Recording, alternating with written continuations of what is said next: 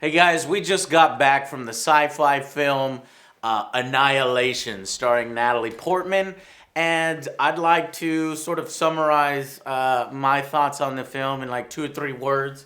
Maybe y'all could do the same, and then we'll jump into a spoiler-free review, and then get into spoilers real quick. So, to sum up the film, for me, fucking awesome sci-fi. Okay, I really enjoyed this film.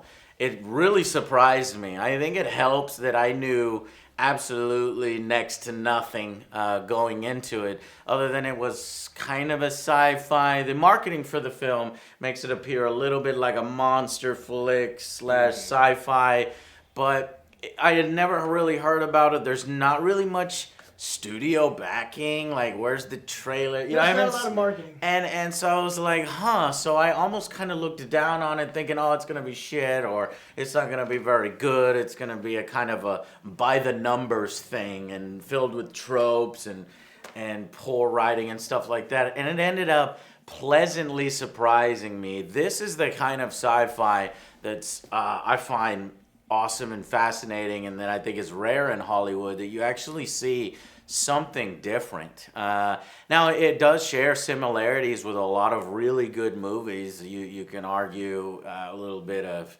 Aliens, a little bit of maybe Predator, The Arrival, these kinds of films that have come and a lot of people enjoy it, and mix a lot of these elements together, and it takes a really fascinating concept, and I think it executes it quite well. What is the? Let's summarize the sort of film without spoilers, Joe, if you can.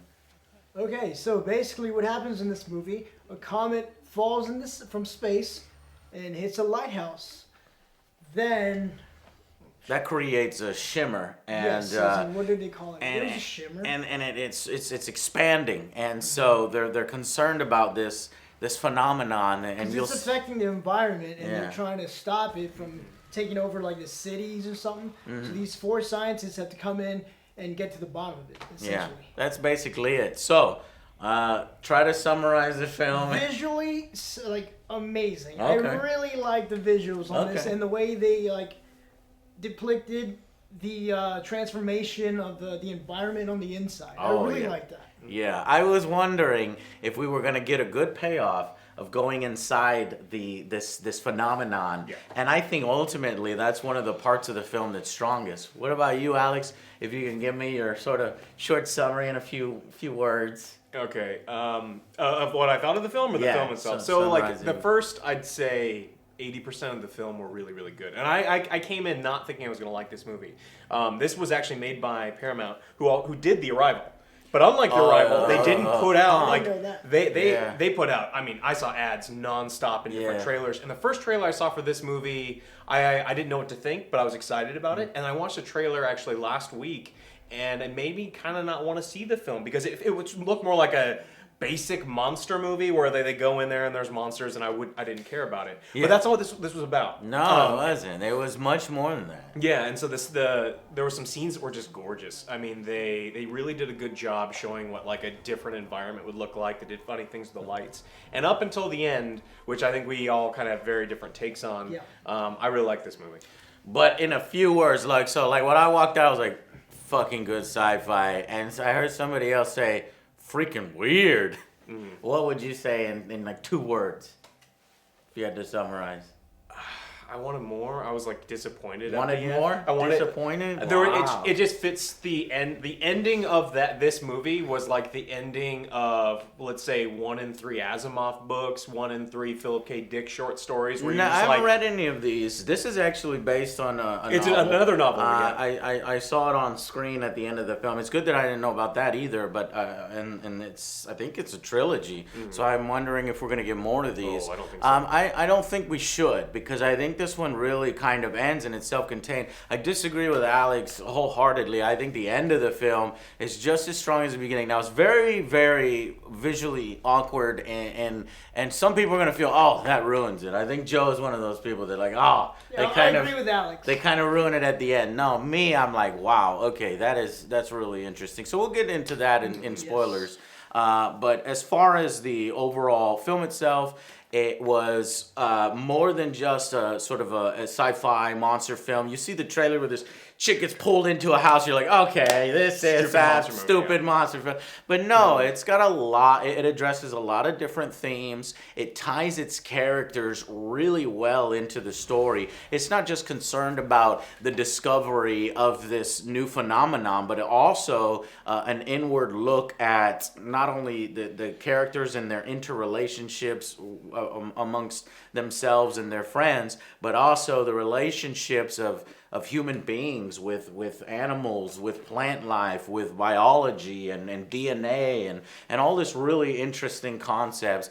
And I think it executes this really well. It is kind of a slower burn at the beginning, and then it picks up when you get into there. Though I gotta say, did anybody else kind of feel like there's a few things here. It's like really, like kind of like Prometheus. We're like, okay, you're gonna go into this thing with no fucking suits, gloves, masks, no gloves. I'm gonna touch everything. It's like, exactly. Look, I don't know what this is. I'm gonna touch it. It's like you're one of the most brilliant biologists in the world, and you're just gonna be like, oh, let's eat this thing. Right. So, well, they don't eat a bunch of shit or something. But so the film has a few of those little like, wait, what? And surprisingly, it's an all-female cast, and I was like, I think you could have injected like a dude here, and it would make sense in the universe, where it's like you don't know how this phenomenon would react to males or females and things like that. But I did, by the end, appreciate that we have sort of a film here that's like a female-led cast, because you usually see these kind of monster flicks with military and with guns and M16s going in, and they're all dudes, you know. So this was kind of an interesting take on that. And not that there aren't dudes in the film, because there are. The first team that goes in, and probably the first several teams that go in, were dudes. So super fascinating and interesting. Like Joe said, the visuals were impressive.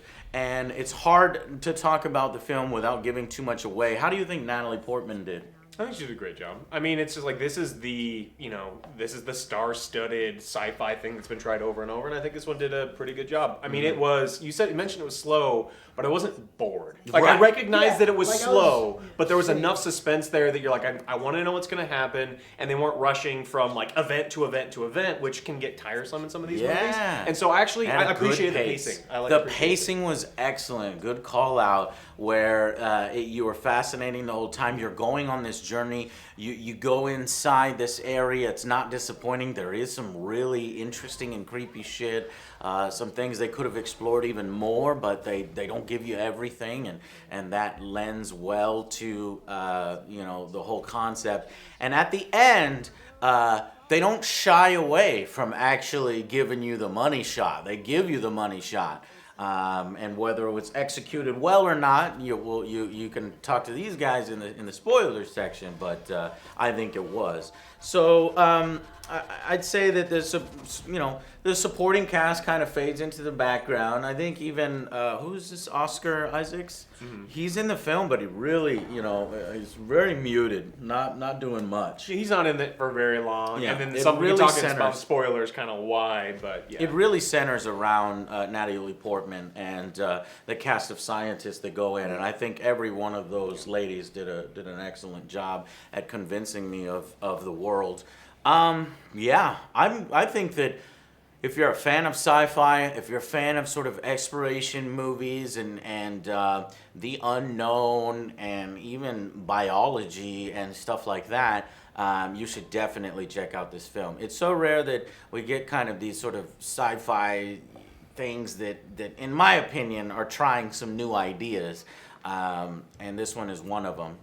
So let's go ahead and give some final verdicts. We'll start with Alex.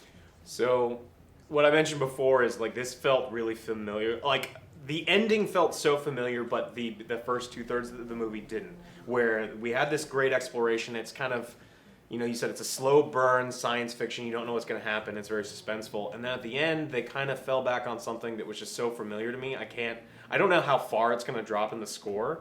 It's not that I didn't like the way that it ended. I think it ended fine. It's just the visualization of how they did things.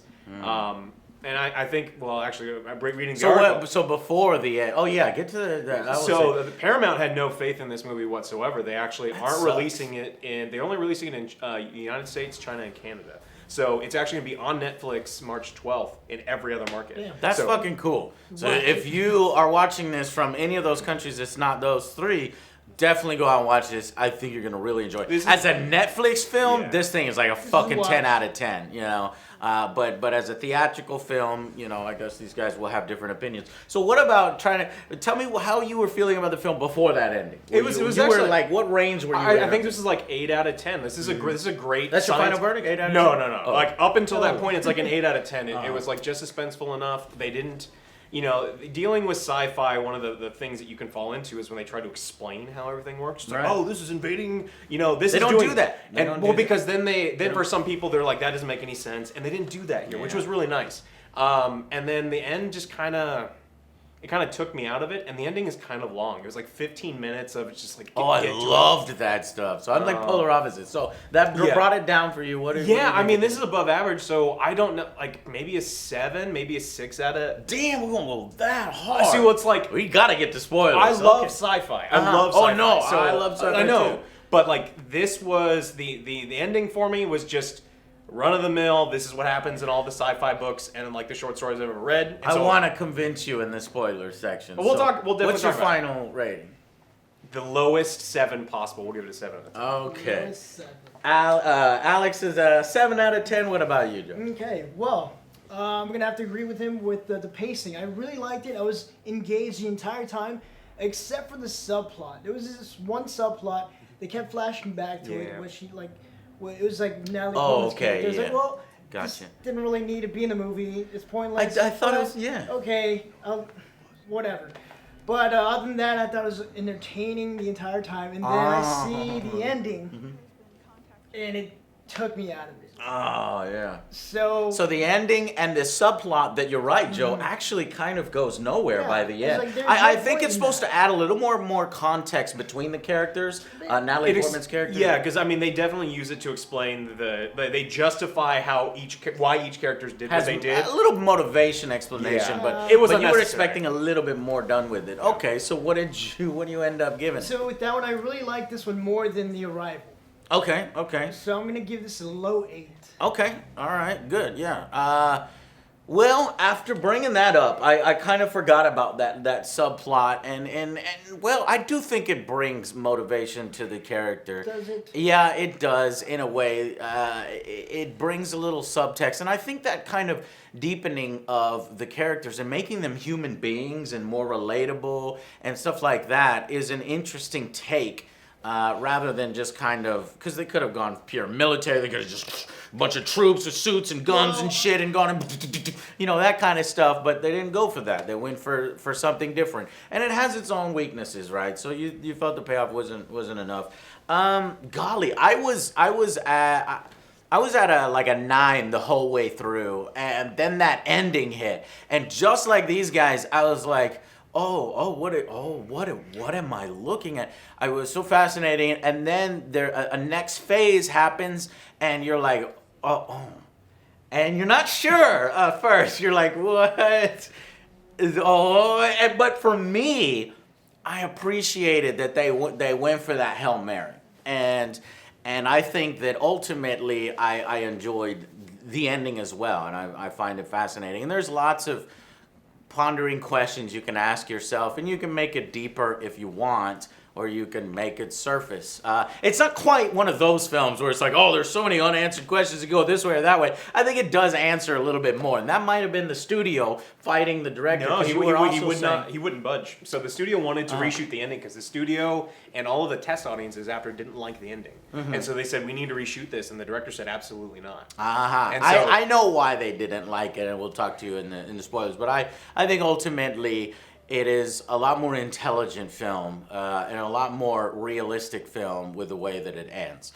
Okay, so I don't want to talk any more about it. I'm going to give it a final verdict. I liked it more than The Arrival too. I'm going to give it a 9 out of 10. A very, I don't do this low-high shit because that's why I don't do halves and decimal points, and I don't know how y'all started doing this shit. but it's a friggin' 9. I think it does enough. Within that 9, I was gonna drop it, but then you know what? Upon reflection, it's a 9. Maybe, further down along, it could be an 8 as the film ages. I think that's probably what can happen. But it's a 9 right now. I highly recommend you go out and watch this and check out the spoiler section. If you're interested, go watch the spoiler section. This is one of those films I really want you to go on a discovery and go on this quest and be a scientist yourself and check it out. All right, guys? So we'll see you on the next Angry Joe Show. Bye, guys.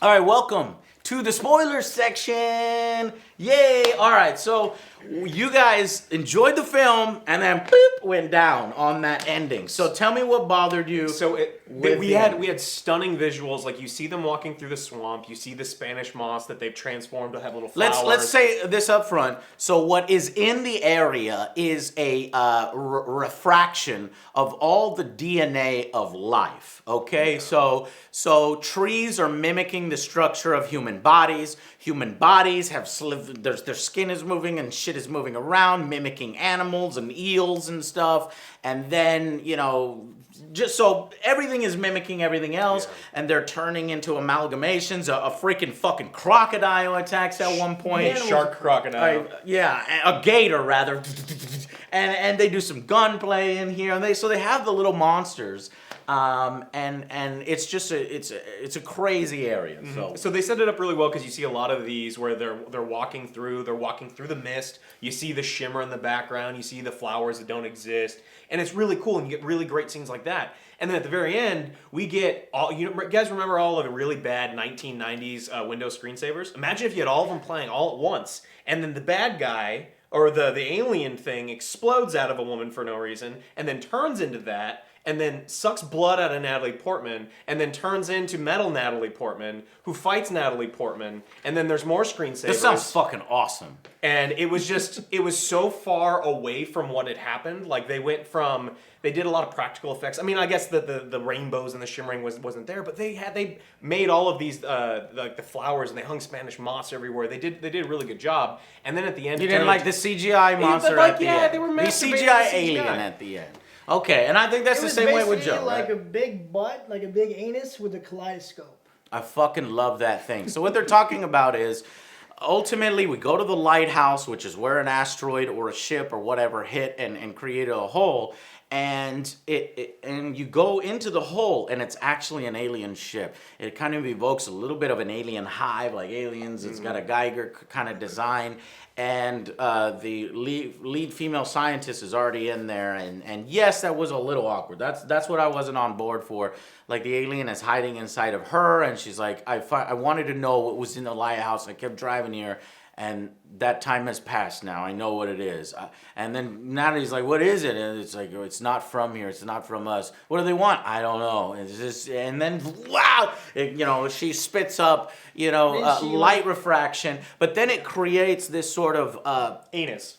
No, it's not an anus. It's this fucking portal, and it's this beautiful... It's such an impressive effect. I've not seen anything like it. You really shit on it by saying it's some kind of Windows screensaver. If that's a Windows screensaver, I would love to put it on my computer, because it gave me that sense of, wow, they're actually doing something that we've never ever seen before on screen, and trying to do this wonderment. And I was wonderment, and when she's looking at it and she's sort of mystified and entranced by it, so was I. And it pulls some of her DNA, some of the blood, and then it uses that blood to mimic her.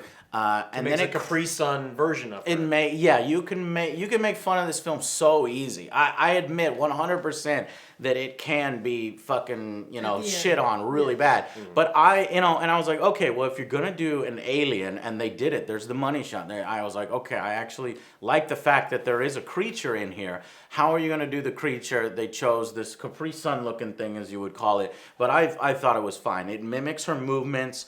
And, you know, at one point it crushes her up against the door because she falls up against the door, and the alien falls like her because he's mimicking her. He's actually crushing her body. I could feel the weight and the craziness of the situation, the claustrophobia, and it's like this benevolent creature that you can't communicate with it. You're telling it you're hurting.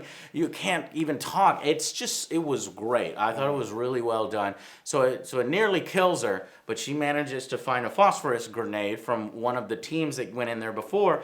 She hands it to the creature, which is interesting that the creature doesn't react or doesn't know what it is. Well, it's supposed to be mimicking. I don't understand why. So that's what I thought. I thought she was actually going to like murder herself so that the creature would murder itself. Yeah. But instead she gives it a phosphorus grenade. The creature doesn't understand. She runs, it blows up, and then it takes this whole fucked up area on Earth that you're like, how the hell are they ever going to get rid of all this stuff? Because you're mixing all the DNA. Kill it with fire. So she killed it with a phosphorus grenade, and because it turned, it also shares DNA and a connection with everything around it. So all that stuff goes up in flame, and the area's fine. But it mimics her. And then, like, I thought the effect of her being born, and then you see in two Natalie Portman was really well done. It was super creepy. There was no problem with that whatsoever. But you just didn't like the Capri Sun there was a ton of parts about. So we see when they walk into the lighthouse, she turns on the camera. She sees her husband kill himself, which means that she knows that the thing that she had been in contact with earlier in the movie is the alien, and it's living outside the shimmer. And there was no mimicry. They're just hanging out, having a good time. The alien knows what a phosphorus grenade is because it watches him kill himself, and they're talking to each other. He's like, "Hey, go find my wife and tell her that I love her." And the alien goes, "I will. Sure, great guy. Kill yourself now." And then he walks out, and then he walks out of the shimmer. I don't think the alien fully... You're talking as if the alien's a human well, and he understands everything. I don't think he understands the motivations and all this stuff. But the alien doesn't, so he's just doing it. But he clearly does, because he finds Natalie Portman. Yeah, he does it. Yeah. He like leaves the shimmer to specifically go find her. Like, and he sees, and he's on the video camera. Doesn't he shut the video camera too? I thought the alien at the end shuts the video camera. That's how she finds it. She has to open it. Yeah. So like the alien knows, like, is sentient enough that like knows that he's like taken enough, and we're supposed to believe that like as they're cloning them and mimicking them, they're taking part of them. That's why the bear thing was screaming like a woman. So that actually supports my point that the reason why he knows to go get her is because he has some of his DNA, and he's a wholly new entity. Yeah. And so he's just kind of working off of instinct. And so the creature doesn't really still understand what a phosphorus grenade is. He's a mixture of two beings in one being that creates a whole new being. So I think it can be explained away. Well, you don't enjoy it, I enjoy it. So I do think that the Capri Sun guy looked a little awkward, and I was like, I know there's just a bunch of people just dropped off. Because I'm a big proponent of, I hate it when they do CGI like monsters that aren't practical effect at the end of the film. Like House on Haunted Hill was great up until this fucking shadow CGI monster. But this one, it was done well enough to where I was like, okay, so if that's how I loved the refraction effect and this sort of portal and this like different looking being. It doesn't share our fucking biped shape and stuff. And then it takes the form of a biped. So I was like, oh man, I want it to be something abstract like it was. But it's just mimicking us. So it still is the form that I like, but it's just mimicking. So that's why I kind of excused it.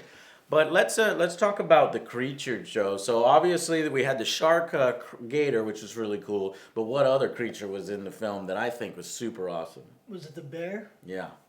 It was a cross between a bear. Well, it was just a plain bear. Yeah. Bear had no eyes. Well, it could have been. It could have been a lot of different things. It was like a bear with like a mole rat face, but it was also melded or entwined with Shepard, one of the scientist lady that gets killed. So I don't quite understand what happened there. Like, and as it's hunting them, it uses Shepard's voice, or it is Shepard, you know, crying out. But I don't understand. She was killed by the bear. But then she comes back as the bear? I think it was just Or it was a different creature, maybe. So a bear took her out because the bears had glowing eyes. And then she came in and the eyes were much less prevalent and it was more of a mole looking bear thing as well. So maybe she grew into something else. They kind of explained it, but it flew right over my head when they were like, her moment of death must have been so horrible because she was in such fear and pain. And that's why her screams are the same screams that this creature is doing and mimicking. So I have no idea what that shit was, but it was a great scene. It was fascinating. It was something different that I've not seen before. And it was well executed because by then you'd cared about the characters and you've seen some crazy shit. They did a sort of not Fifth Element, but what's that movie? With Lawrence Fishburne, and they go to hell. The ship goes to hell. Event Horizon. Event Horizon was one of my favorite films when I first watched it. It doesn't hold up quite as well, but when you're younger and you're seeing it's crazy. And they look at video footage of some fucked up shit. This movie has some video footage of some fucked up shit, and I was like, whoa, that's fucking crazy. That got me like, oh man, that makes you alert to pay attention with all this other stuff. That part of the movie was excellent. Like I said, it really got me intrigued after seeing that video as well. I'm like, what is going on? I need to find out more. So I was all for the movie. Really cool stuff. At one point, well, okay, so what are the fate of all the scientists if we're doing the spoiler section? Okay, well, let's talk about this subplot. Okay. Okay, so basically everybody went in because they were broken. One of them had cancer. The Dr. Ventress had cancer. The other one, she just had like scars. She cut herself. She cuts herself to feel alive, to feel. Yeah. Forgot about the other one. She had no family, no nothing. Yeah. And Natalie Portman is a cheater. Well, she was doing it because she said, I owe him, and it's because the husband went on the mission right after he found out that she was cheating on him. Yeah. That's what the importance of the subplot was, is he finds out his wife's having an affair, and so he signs up for like the suicide mission and goes out. And so she's like, I have to go save him. And they set it up. They have this sex scene with Natalie Portman. You don't see anything. You see the back of her, and she's riding, and it's this guy that we had met before who had offered to, get over your husband's death. It's been a year. Come to the barbecue with us. And at first you thought, that could have just been a friend trying to reintegrate her, but no, that's her secret love affair guy. And so yeah, she feels incredibly guilty, and you could tell that her husband knows because when he leaves on the first day of the mission, he kind of treats her very coldly, doesn't allow her to kiss him and stuff like that. And so she's got that guilt, and she's carrying that guilt around her, and she has these sort of nightmares or visions of what she's done, and why she feels that she needs to go and sort of redeem herself.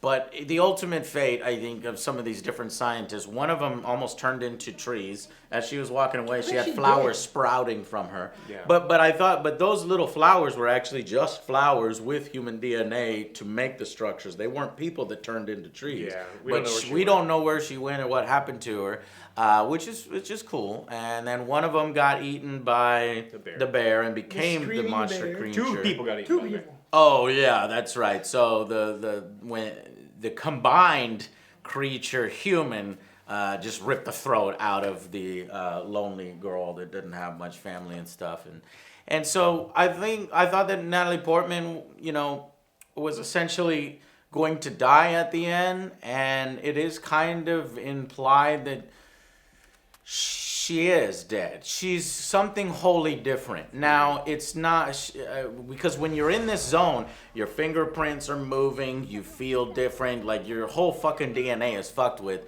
And at the end of the film, her eyes glow, just to let you know that, yes, she's still fucked with. Like, she's not normal. She's not a normal human being. And then, of course, we know that the Isaacs character is an alien, too. But they aren't the original aliens that landed. They were these creations that were created from that. And so they're kind of disconnected from this alien stuff and disconnected from the humans. And it's almost like I see a book potential there for a trilogy or something where they could continue the story with these two. Totally not interested in that. No. Don't want it, don't care. But this film here, in a self-contained thing, was fascinating. It's a good one and done. Good exploration. See some crazy ass shit or screensaver Capri Sun shit at the end. So I'm curious to see whether you guys thought that the ending worked or not. I will admit that the Capri Sun guy is hokey, but like when the rest of the movie had done such a good job. Like, it's something that I can embrace. as just a continuance of the weird. I think that he should have remained in that window screensaver form that's just formless and doesn't look like every other human being. Had her eyes glowed, and then the next thing that you see is her in the chair, and then she's answering the questions, and then she's hugging Isaac's hand, and her eyes glowed. That would have been great. I would have loved that ending because it didn't have any of the things that were like right. You felt that dragged on, and you didn't need the fight sequence between these two. Yeah, because we already had established earlier that the aliens weren't like violent. There was no mimicry. There was no fighting between the Isaac's characters, right? Because like there's film footage of them like interacting. It's like two friends. Yeah. You don't. They don't really interact. They don't say anything to each other. The alien just like looks at him and no, he's they like, talk to each other. I can't handle it. A No, little bit. no, he doesn't. He says, "Yeah." He says, "Go. I need you to go find Lena." He said, "Yeah, I will." No, I didn't hear him say, "Yeah, well, okay, cool." So I understand that a little bit better, but I thought it was well done, and you got. It's kind of up to you whether you think the ending works. It does show a lot, like that interaction normally in any other movie, I think is kind of withheld and left to your mind's eye. And they showed it, and maybe it would have been better in the mind's eye, but I actually appreciated that they showed it. So see, I like the two aliens at the end. okay, I so you like that, Yeah, but it was mind the that. execution. It was the execution. There was a lot of. And it How wasn't would you have done it though? That's the hardest part. Like I said, when she's staring at this thing, and then you don't need to. You don't do need the to have, mimicry. The mimicry didn't make any sense, and it also kind of like. It was so far out of everything beforehand. They're just like it's just changes in DNA. That's all it is, changes in DNA. And then now we have this weird host that is sentient. It makes people blow up into. And is sort of the leader of all the DNA changes. Yeah. Because he is all of the DNA changes. Yeah. And then we have everything burns down. Everything with his DNA, everything burns down. Yeah, that and dies. little bit of a Deus Ex. And then, except for what's trapped inside Natalie Portman and Oscar Isaacs. Oh, but because they are essentially brand new beings. I guess, but I mean, wasn't the bear like a brand new being too? Like the giant evil I see bear? what you're saying. There's a little bit of a logic leap there that, like, why didn't those two burn up? Yeah. Oh, shit. We always find stuff here at the end in our spoiler section. Well, that's the discovery of watching a movie 15 minutes ago and kind of, talking about it. So, yeah, I can see some of your points, but I still highly enjoyed it. I think you guys should go out and see it. Well, if you're in the spoilers, you've already seen it. So, all right, guys, thank you so much for watching, and we shall see you on the next Angry Joe Show. Bye, guys.